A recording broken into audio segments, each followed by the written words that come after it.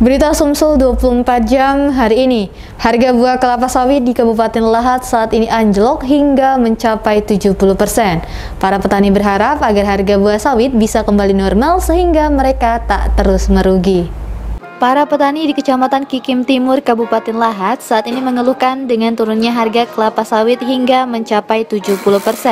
Kondisi ini jelas memberatkan para petani yang menggantungkan hidupnya dari komoditi kelapa sawit tersebut. Menurut Hengki, salah seorang petani di Kikim Timur, harga buah kelapa sawit sempat berada pada kisaran Rp3.500 per kilogram. Namun belakangan malah turun terus hingga mencapai kisaran Rp1.000 hingga Rp1.500 per kilogram. Kondisi itu menurut Hengki memberatkan petani karena hasil yang mereka dapatkan tidak sesuai dengan biaya produksi yang tinggi. Belum lagi harga pupuk yang mahal dan biaya jasa petik sawit yang juga ikutan naik, sehingga petani sawit pun sering mengalami kerugian. Ya, bagaimana Pak dengan harga sawit ini Pak? Anjlok ya untuk ibaratnya harga sawit nih.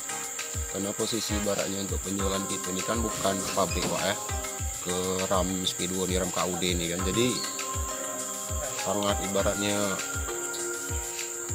anjlok sekali lah ibaratnya tuh. Jadi kalau bisa untuk ibaratnya pemerintah atau ibaratnya pihak apalah ibaratnya tuh kan, kalau bisa ibaratnya untuk pupuk ibaratnya itu kan harga ibaratnya TBS nih kan balik ibaratnya seperti semula, karena nggak sesuai sama biaya perawatan.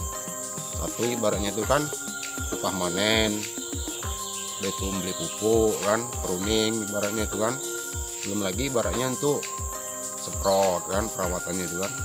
Jadi itu Pak.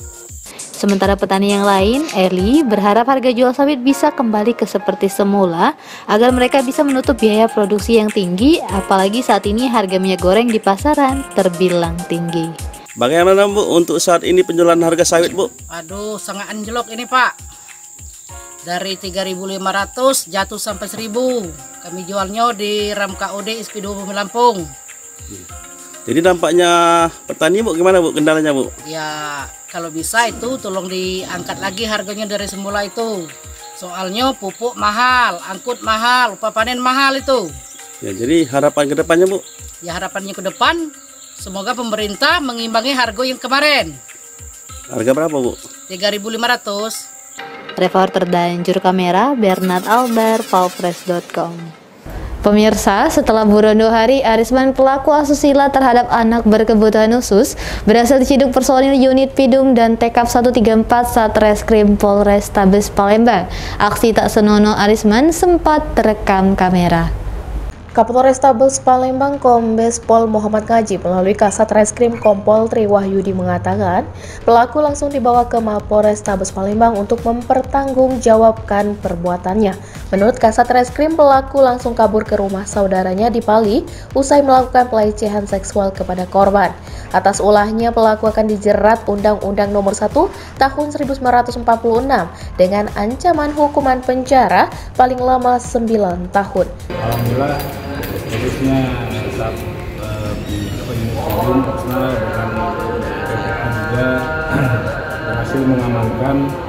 Kita baru terima laporan polisinya sekitar 3 hari lalu. Jadi memang sempat alhamdulillah di medsos dan sempat viral.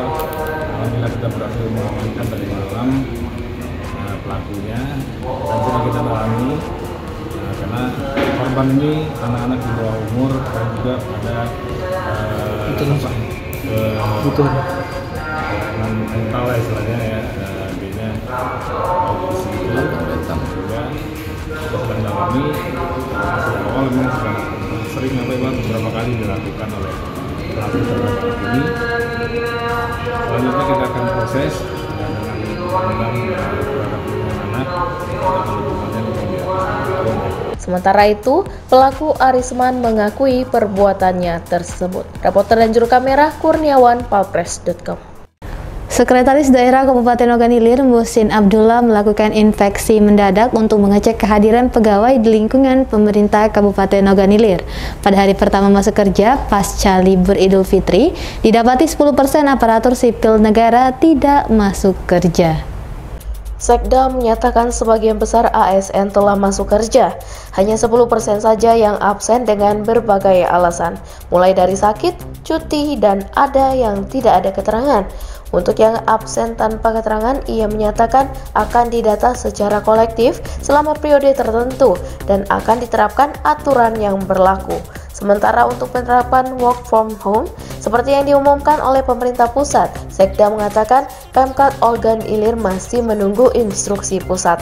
Sekda Haji Muhsin Abdullah bersama Kepala Badan Kepegawaian Wilson Effendi, para asisten dan staf ahli melakukan sidak dengan mendatangi seluruh dinas dan bagian di lingkungan Pemkab Ogan Ilir untuk memeriksa kehadiran pegawai. Di setiap kantor yang dimasuki, Sekda langsung mengecek daftar hadir. Jika ada absen yang kosong atau tidak ditandatangani, Sekda langsung menanyakan ke pimpinan bersangkutan. Kalau lebih kurang yang hadir sudah di atas 90%-an. 90%, Pak ya? Pak, untuk yang tidak hadir rata-rata karena mangkir, cuti atau bagaimana, Pak? Itu sebagian ada yang sakit, ada yang sakit dan ada yang memang cuti, izin cuti memang ada. Yang sebagian memang ada yang tidak ada keterangan. Reporter dan juru kamera Wijan, palpres.com. Berita terakhir Sumsel 24 jam hari ini, Pertamina EP Limauville memberikan klarifikasi atas kejadian kebakaran di stasiun kompresor gas 1. Senior Manager Limauville, Zulfikar Akbar mengatakan, yang terbakar adalah uap gas atau kondensat yang terakumulasi di sekitar oil pit dan rawa, bukan ledakan pipa gas. Menurut senior manajer Limauville Zulfikar Akbar, sekitar pukul 6 pagi tercium bau menyengat uap gas atau kondensat dari arah rawa. Kondisi ini segera dilaporkan operator kepada pengawas. Belum sempat diambil tindakan, tiba-tiba terjadi letupan dari sumber yang belum diketahui dengan pasti.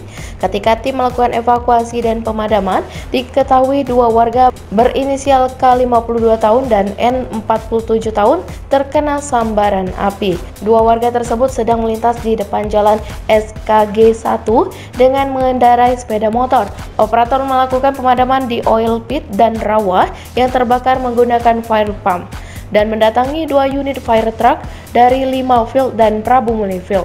Sekitar pukul 8, api berhasil dipadamkan sampai terus dilakukan pendinginan dan pengamanan sekitar lokasi oil pit dan area rawa. Kalau masalah kerugian ini kan tidak perlu rugi, tapi trauma kami ini cak mano. Ketraumaan kami terhadap dampak kemarin. Nah, maksud kami itu dari pihak PT Titi Sampurna maupun PT Pertamina, ayo kumpul di balai, jelaskan dengan warga. Jika terjadi hal seperti ini, kalian harap tenang. Titik kumpulnya di sini. Nah, sampai sekarang ini belum siapa yang berani menjelaskan sama warga. Sementara kami selaku Pemdes di lapis bawah ini didesak warga. Sementara itu, Wali Kota Prabu Muli Insinyur Haji Ridho Yahya MM menyempatkan diri untuk meninjau langsung lokasi letupan api. Ridho meminta Pertamina untuk membantu memberikan kompensasi dan menghilangkan trauma warga desa Kemang Tanduk akibat dampak tersebut. Seperti ini kan terjadi di luar perkiraan, makanya kaget dipelajari. Tadi warga minta sesegera, namanya sedang kejadian, orang terjadi musibah, tapi yang jelas si korban kita suruh langsung, jangan cuma dirawat di Prabu Muli, langsung ke Palembang gitu. Pemerintah ikut bertanggung jawab. Saya takut lah kalau untuk warga pemerintah tanggung jawab, tapi tidak mungkin lah perusahaan tidak bertanggung jawab, khususnya Pertamina kan. Jika perlu insya Allah nanti kan kembali sedia kalah. Pastilah itu kita harapkan untuk dua warga. Walaupun Pertamina enggak, pemerintah Kota Prabu Muli yang bertanggung jawab karena itu warga kita. Tapi saya yakin Pertamina bertanggung jawab. Kenapa? Karena lokasinya kan sangat banyak di Kota Prabu Muli ini. Reporter dan juru kamera Andrianto, palpres.com. Demikianlah berita Sumsel 24 jam hari ini. Jangan lupa untuk mendukung program kami lainnya di YouTube channel Palpres Official seperti podcast Cukup Pedas, Budak Lorong, Basing, Ternyata Bukan Mistis, Sidak, dan Ruang Cerita bersama Kakak Juli. Saya Laksana Sution, sampai jumpa.